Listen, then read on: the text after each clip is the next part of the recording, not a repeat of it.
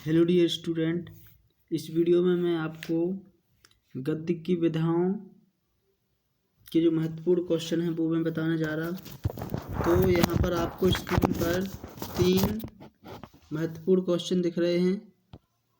नाटक और एकांकी में अंतर, ठीक है, कहानी उपन्यास में अंतर और जीवनी और आत्मकथा में अंतर। इन 3 क्वेश्चन में से एक के या 2 क्वेश्चन आपको पेपर में फंसे जाते हैं, तो आप इन तीनों क्वेश्चन के आंसर जल्दी से याद कर लीजिए ताकि पेपर में आपसे जो गद्य की विधाओं से जो क्वेश्चन आते हैं वो बन ही जाए।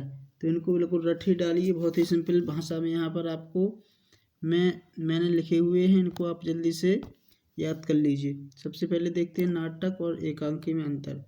तो देखो, नाटक आपका इतना है, ठीक है ना, एकांकी आपका इतना है। नाटक में अनेक अंक होते हैं, एकांकी में एक ही अंक होता है। नाटक में एक से अधिक घटना या कथा होती है, एकांकी में एक ही घटना या कथा होती है।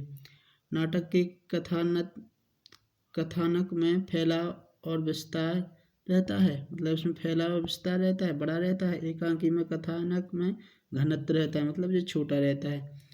इसमें आपका एक उदाहरण दे दिया, आषाढ़ का एक दिन, जी किसने लिखा है, मोहन राकेश ने। अंधेरी रात, जी किसने लिखा है, भारंतु हरिश्चंद्र ने। तो आपका जी हो गया कौन सा, नाटक और एकांकी में अंतर। इसके बाद दूसरा महत्वपूर्ण क्वेश्चन है कहानी उपन्यास में अंतर।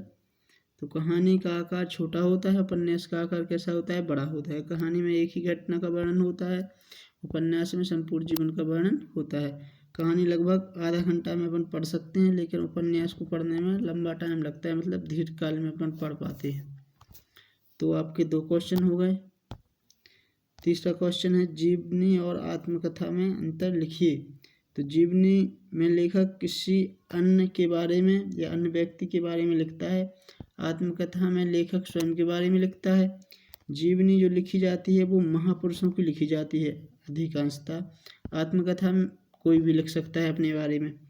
जीवनी जो रहती है वो वर्णनात्मक शैली में लिखी जाती है, इस शब्द को आपको याद करना है। जो आत्मकथा लिखी जाती है वो कथात्मक शैली में लिखी जाती है, ठीक है ना। तो गद्य की विधाओं के जो महत्वपूर्ण 3 क्वेश्चन है वो मैंने बता दिए, इनको आप बिल्कुल अच्छे से रट लीजिए, जो आपके पेपर में देखने को मिल जाएंगे, ठीक है ना। Thank you.